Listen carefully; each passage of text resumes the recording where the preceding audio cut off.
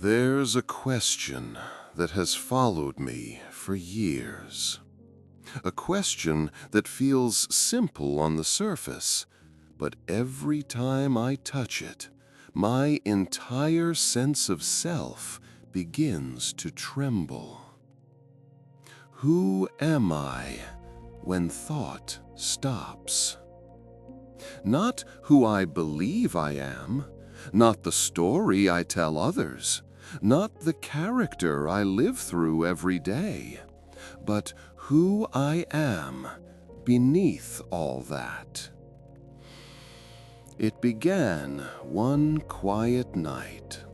I was sitting alone, breathing, listening, observing, watching my thoughts flicker in and out like fireflies in the dark. And then something unexpected happened. For a moment, a brief, silent, impossible moment, the stream of thoughts stopped. No words, no commentary, no inner narrator, no me speaking inside my head, just silence. A silence so vast it felt like the entire world was holding its breath. And in that silence, I noticed something profound. I was still here, not as a story, not as a memory, not as a personality, but as something much quieter and much more alive. It was the first time I realized that thought isn't awareness. Thought isn't consciousness. Thought isn't me. Thought is just thought. But awareness, the one who sees the thought, the one who remains when thinking pauses, that is something else entirely. As I sat there, inside that vast inner quiet, I felt the boundaries of who I believed myself to be begin to loosen. It was as if the tight grip of identity had finally relaxed. My name, my history, my expectations, my fears, all of it faded, like pictures dissolving into fog. I wasn't myself anymore. Or maybe, for the first time, I finally was. You see, I had spent my whole life inside an invisible cage, a cage made of constant thinking. Thought tried to define everything, what I should do, what I should fear, what I should become, what I must protect, and who I must pretend to be to feel safe. Thought is always building a version of me, a character, a mask, a personality shaped by memory and reinforced by repetition. But when thought stopped, the character disappeared, and what remained was something so simple, so obvious, that I wondered how I had missed it my entire life. I was awareness. I was presence. I was the quiet space in which experience appears. Not the thinker, but the witness behind the thinking. When thought stops, I don't vanish. The world doesn't vanish. What vanishes is the illusion that I am the voice inside my head. What remains is a deeper I, one that doesn't need name or form to exist. That realization changed everything for me. I started observing my thoughts differently, not as commands, not as absolute truth, but as movements, patterns, ripples on the surface of something infinitely deeper.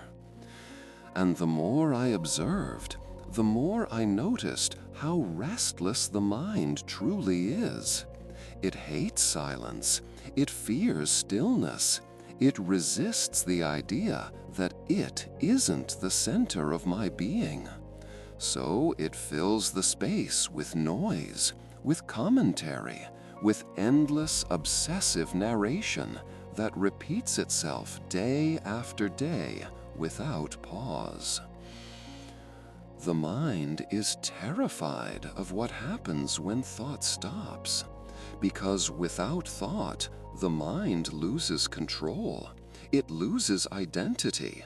It loses the illusion that it is me. But I am not the mind. I am the awareness that sees the mind. And once I tasted that silence, even for a single breath, I realized something.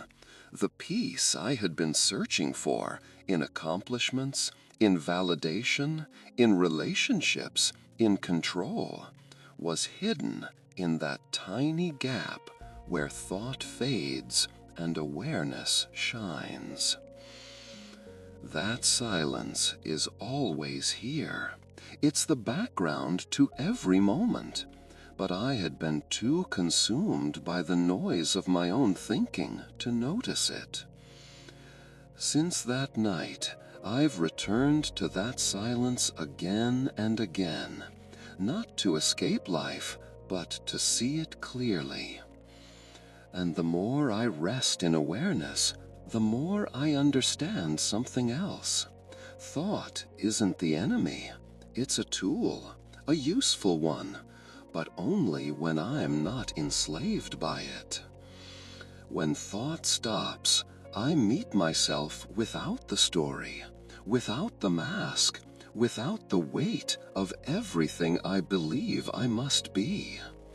What remains is pure being, simple, silent, unshaken. But this is only the beginning, because the deeper question is not just, who am I when thought stops? The deeper question is, how do I live from that awareness? And that is where the real journey begins. After that first, calm, cinematic, introspective, temp, slow, tip, first-person philosophical narration.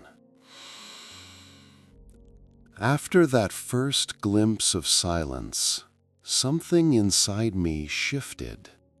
I couldn't go back to living as if my thoughts were the unquestioned truth of who I am, because now I had seen the space where the mind dissolves and something deeper appears.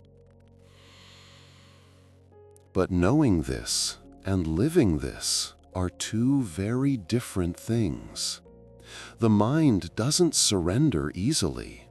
It doesn't simply step aside and let awareness lead. It fights back, relentlessly, desperately. And it fought me too.